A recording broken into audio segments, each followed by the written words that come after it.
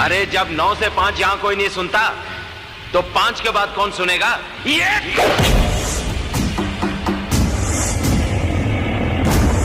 5 बजे के बाद देवा की अदालत शुरू होती है।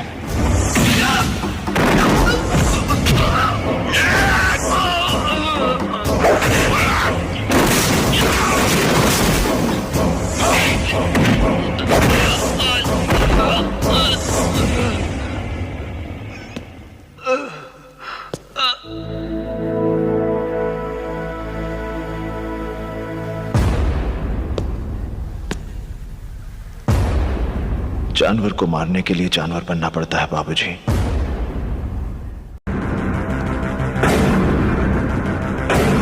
लाल, तेरे साथ बात करनी है। तुम देख नहीं रहे कि यहाँ एक जरूरी मीटिंग चल रही है? बाकी मीटिंग्स मेरी मीटिंग के बाद। देवा, देखो तुम।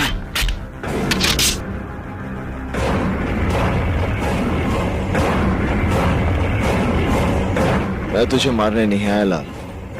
ये काम मुन्ना या मनी कोई भी कर सकता है। आखिर तुम चाहते क्या हो मुझसे?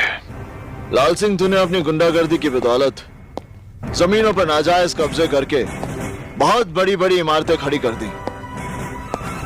तेरी भूख इतनी बढ़ गई है कि अब तू स्कूल और शमशान जैसी जगहों को भी हड़प लेना चाहता है। ये कलीना वाले प्लॉट के पेपर्स हैं लाल सिंह। आज के बाद इस जमीन पर तेरी कोई दखलंदाजी नहीं होगी। इन पेपर्स पर साइन कर। तेरी जिंदगी के 5 साल मैं बख्श देता हूं।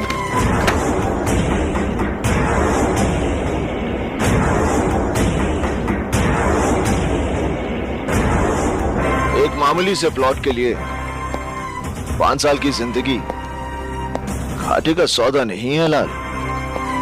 ले साइन कर।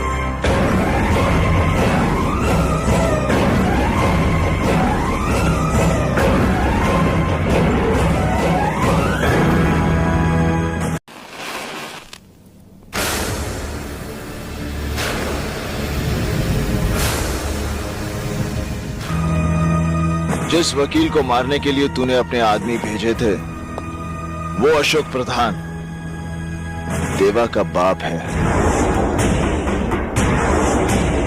अगर दोबारा तूने ऐसी गलती की तो तेरा वो हश्र करूंगा कि तुझे अपने हाथों से अपनी जिंदगी फिसलती हुई नजर आएगी। तेरे माथे का पसीना और दिल की धड़कन ये बता रही है कि तुझे अपनी जिंदगी से बहुत प्यार है।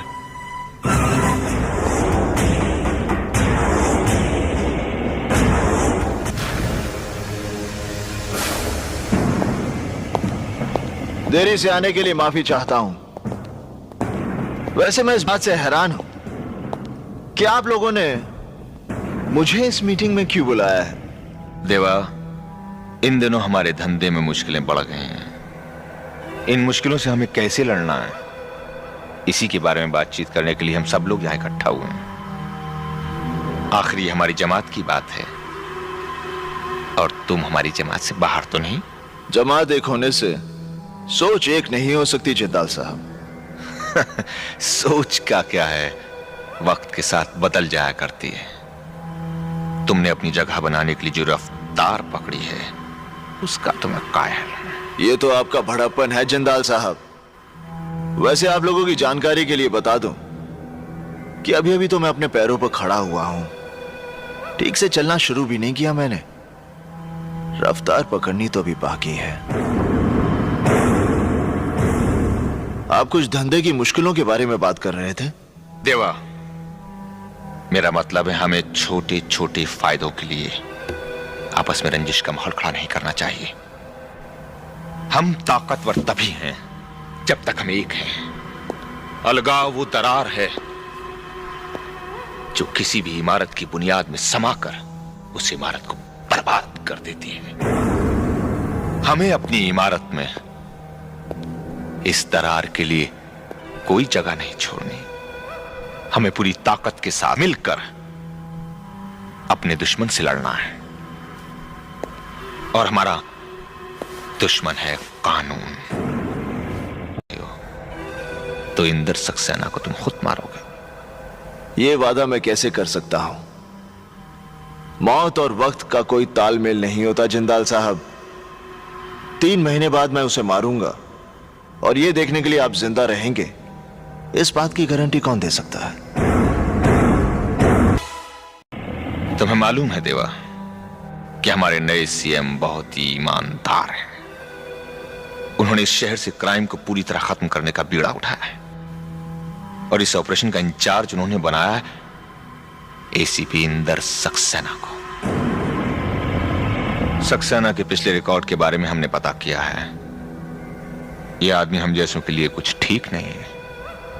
इससे पहले कि हमारे इर्द गिर्द कानून का दायरा कस दे, हमें उसे इस दुनिया से विदा कर देना चाहिए। नहीं जिंदाल साहब, सक्सेना को मारकर हम पूरे पुलिस डिपार्टमेंट को अपना दुश्मन नहीं बना सकते। यह बात तो सभी जानते हैं कि कोई भी पुलिस ऑफिसर सच्चाई और ईमानदारी का बोझ ज्यादा देर तक नहीं उठा सकता। और जिस दिन सक्सेना को यह बात समझ में आ गई, वो खुद ही ट्रांसफर ले लेगा। मेरे हिसाब से उसे 3 महीने का वक्त देना चाहिए। अगर 3 महीने के बाद वैसा नहीं हुआ जैसा तुम सोच रहे हो,